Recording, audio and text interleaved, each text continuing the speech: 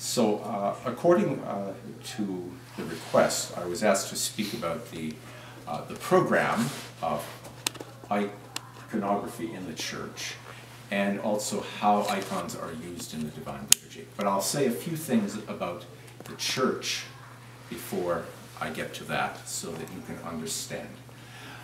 Byzantine churches have two axes.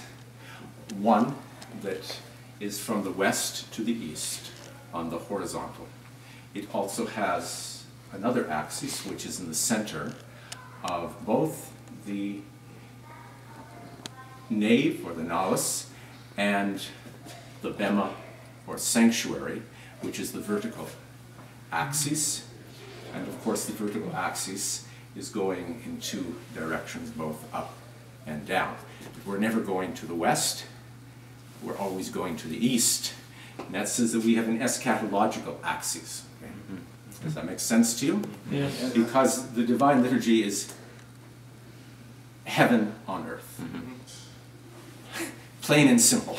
It is heaven on earth. But it is not yet a realized eschatology, because the parousia has not yet been fulfilled or totally realized, at least in linear time.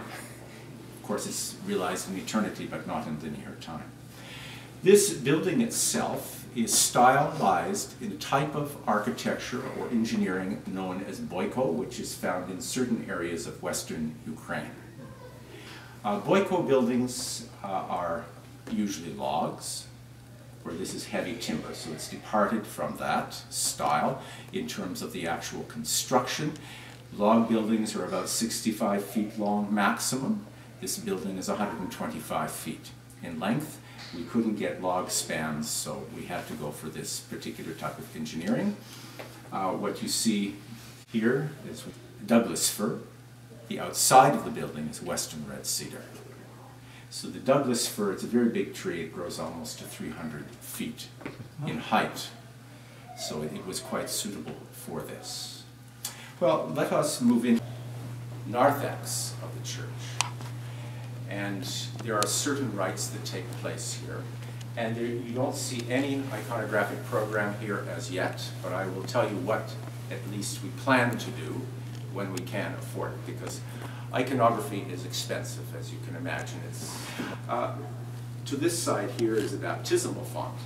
If a church does not have a baptistry proper, and that would be a building of baptistry as of old on the outside of the building, then properly speaking, this is where baptism, chrismation, that is confirmation, takes place here in this section of the church.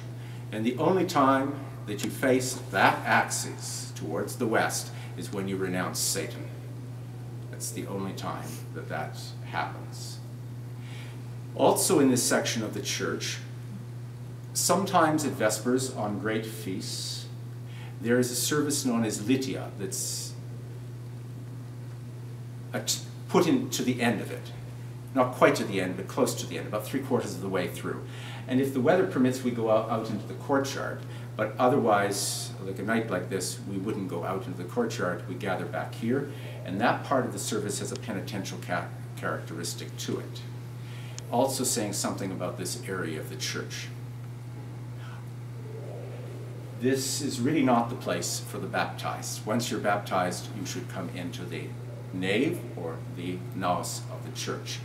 The betrothal of marriage also takes place in this section of the church. The crowning in marriage has two sections, the betrothal and also the crowning proper. The crowning proper takes place under the central dome, but the exchange of rings takes place in this section of the church. Okay? What would come here eventually would be scenes around the windows from the life of the prophet Elias.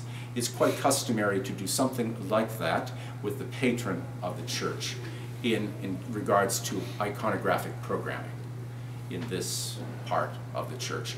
We will also put something from the life of the prophet and forerunner John the Baptist, because of the emphasis on baptism in this area of the church.